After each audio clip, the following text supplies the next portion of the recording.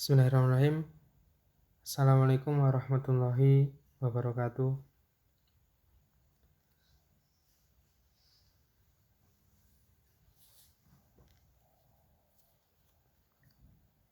Alhamdulillahilladzi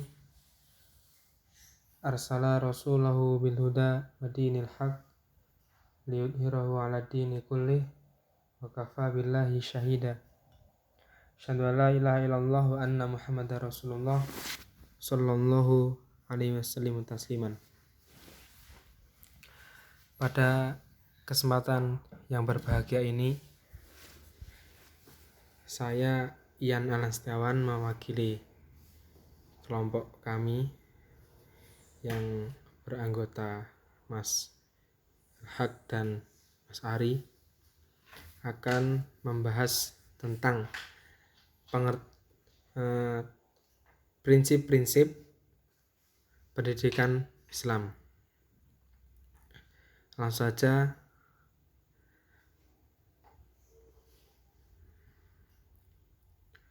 yaitu pengertian prinsip sebagai dasar pandangan dan keyakinan pendirian seperti berpendirian, mempunyai dasar atau prinsip yang kuat. Maksudnya,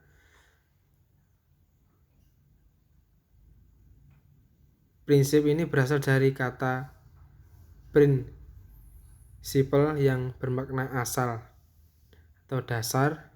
Prinsip sebagai dasar pandangan dan keyakinan pendirian seperti berpendirian, mempunyai dasar atau prinsip yang kuat. Adapun dasar dapat diartikan asas, pokok atau pangkal suatu pendapat, aturan, dan sebagainya. Dengan demikian, prinsip dasar pendidikan Islam bermakna pandangan yang mendasar terhadap sesuatu yang menjadi sumber pokok sehingga menjadi konsep. Kemudian, pengertian pendidikan agama Islam. Pendidikan manusiawi seutuhnya, akal dan hatinya, rohani dan jasmaninya, akhlak dan keterampilannya, atau Al-Qardawi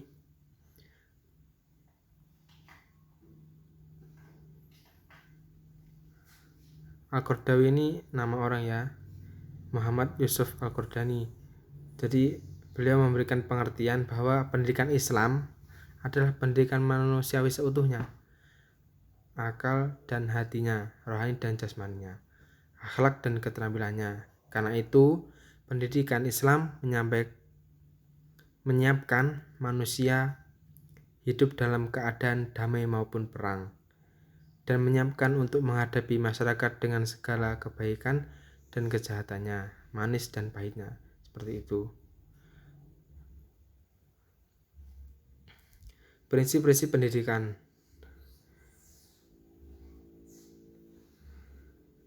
Yaitu nomor 1, metode. Nah saja. Nomor 2, metode pendidikan Islam.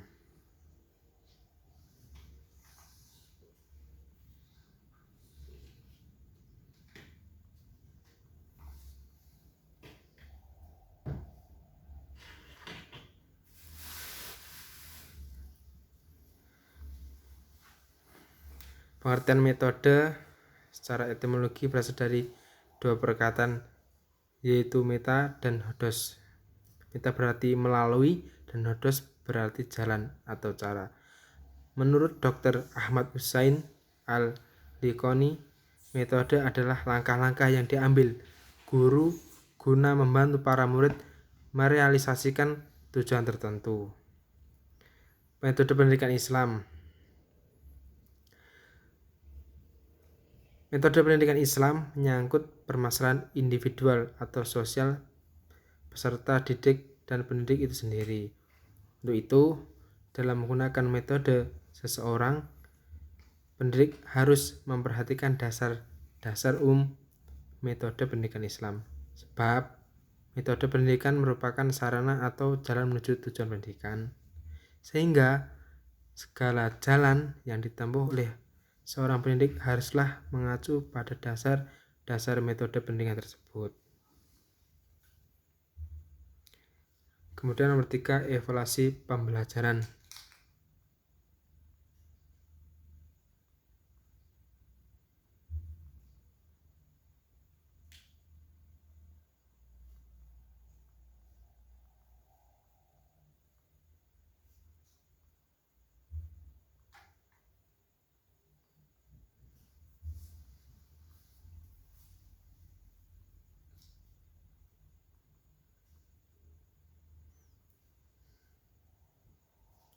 Jadi sebenarnya ini masih ada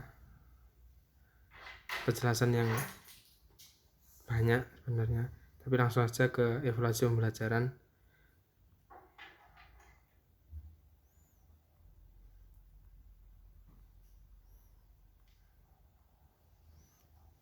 Jadi prinsip-prinsip pendidikan Islam, nomor 1 metode, nomor 2 metode pendidikan Islam, nomor 3 evaluasi pembelajaran. Macam metode yaitu tadi yang sudah saya jelaskan, itu berasal dari 2 kata, diantaranya meta dan hodos tadi. Langsung saja.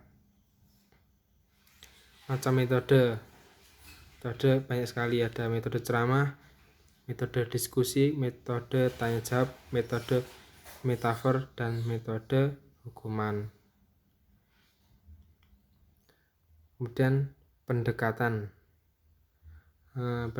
pendidikan Islam. Pendekatan terjemahan dari kata approach diartikan come near, menghampiri, dan go to. Oleh sebab itu dari kalimat di atas dapat dijabarkan mengenai pengertian pendekatan adalah cara menghampiri dan mendatangi sesuatu.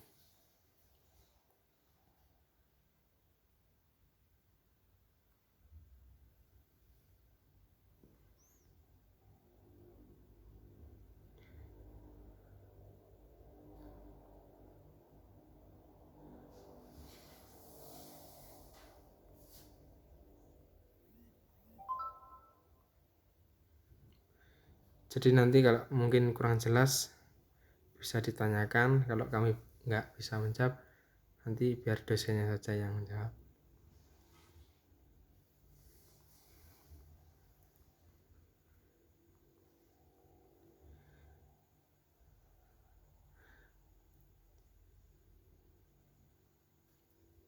Jadi pendekatan pendidikan Islam itu caranya pengalaman, pembiasaan, emosional, rasional, fungsional, dan keteladanan.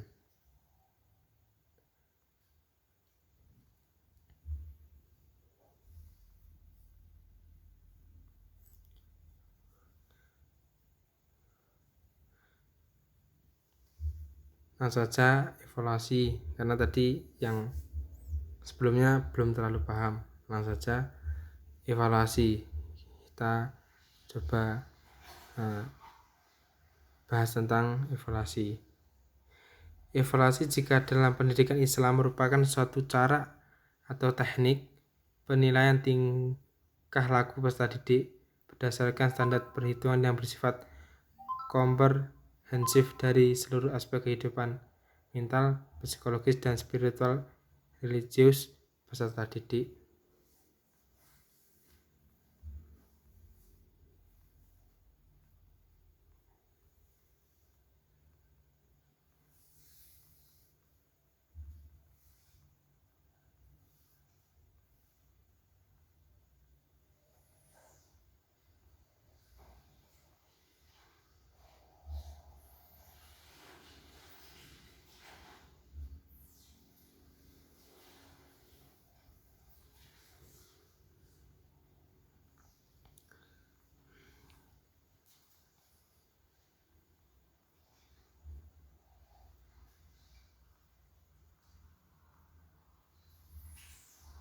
Saja prinsip evaluasi pendidikan Islam.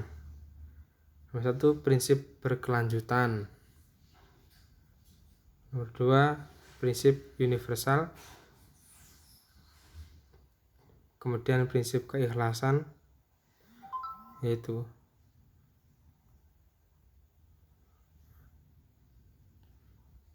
coba kita lihat lagi yang tadi sebelumnya tentang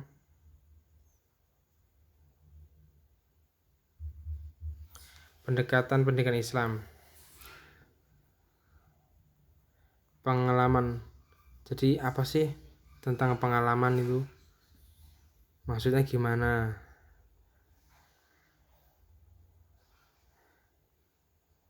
Jadi pengalaman itu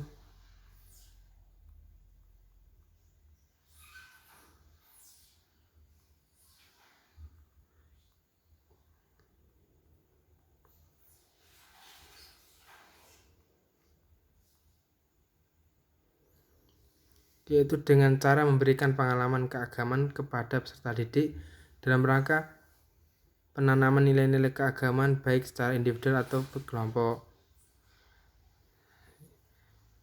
Saiful Bahri Zamroh sebagaimana diikuti oleh Rama Yulis mengatakan bahwa pengalaman yang dilalui oleh seseorang merupakan guru yang terbaik. Jadi guru yang terbaik adalah pengalaman. Itu maksudnya. Kemudian pembiasaan. Pendekatan pembiasaan. Pembiasaan adalah suatu tingkah laku tertentu yang sifatnya otomatis tanpa perencanaan terlebih dahulu dan berlaku begitu saja tanpa perlu dipikirkan lagi. Pendekatan pembiasaan mengajarkan peserta didik agar terbiasa mengamalkan ajaran agamanya. Jadi peserta didik itu dengan cara pendekatan pembiasaan dibiasakan. Ini contohnya sholat duha gitu. Kan biasanya di sekolah-sekolah ada sholat duha. Biasanya sholat duha maksudnya diwajibkan, yaitu agar pembiasaan ini tadi. Kemudian pendekatan emosional. Pendekatan emosional adalah pendekatan pendidikan yang lebih menekankan perasaan dan emosi peserta didik dalam meyakini ajaran Islam serta dapat meresapi dan merasakan mana yang baik, mana yang buruk. Jadi murid itu di dalam ngajar itu benar-benar diyakinkan gitu loh, agar mereka kalau lagi nggak di sekolah itu bisa menerapkan apa yang diajarkan. Soalnya dia sendiri sudah yakin dengan apa yang disampaikan oleh guru. Jadi nggak cuman gitu. Kalau materi itu nggak cuma didapatkan kemudian ya sudah didengarkan aja, tapi menggunakan metode pendekatan emosional tadi. Kemudian pendekatan rasional. Pendekatan rasional adalah suatu pendekatan yang menekankan peran rasio akal dalam memahami, menerima dan menghayati ajaran-ajaran Islam. Manusia adalah makhluk Allah yang diciptakan dengan sempurna dan berbeda dengan makhluk yang lain. Yang membedakan antara manusia dan makhluk lain terletak pada akal, karena hanya manusialah yang diberi akal untuk dapat berpikir. Kemudian pendekatan fungsional. Pendekatan fungsional adalah usaha memberikan materi pengajaran agama yang menekankan pada aspek kegunaan fungsi bagi peserta didik dalam kehidupan sehari-hari sesuai dengan tingkat perkembangannya. Langsung aja, pendekatan keteladanan.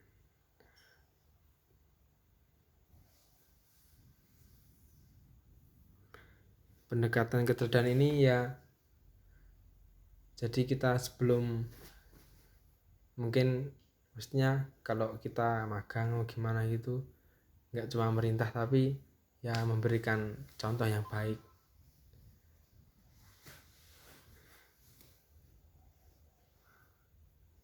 Agar ya murid-murid itu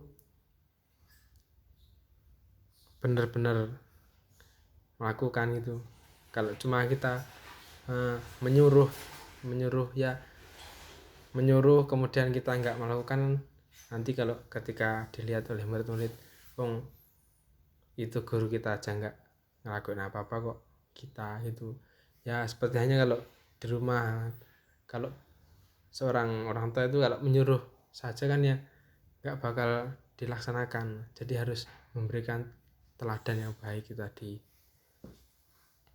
Jadi ya itu tentang prinsip-prinsip pendidikan dalam Islam. Mungkin masih banyak yang belum kami pahami, jadi ya cukup itu yang bisa kami sampaikan. Mungkin nanti kalau masih banyak ditanyakan, masih banyak yang kurang jelas, coba langsung ditanyakan kepada Ustadz Afif saja,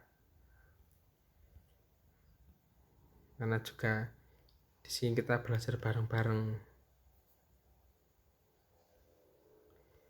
Ya intinya saya cuma bisa menjelaskan sedikit. Nanti kalau mesti banyak kurangnya, nanti biar dijelaskan oleh Ustadz Afif saja. Baik, itu saja presentasi dari kelompok kami. Sekian dan terima kasih atas perhatiannya. Kurang lebihnya mohon maaf. Akhirul kalam. Assalamualaikum warahmatullahi wabarakatuh.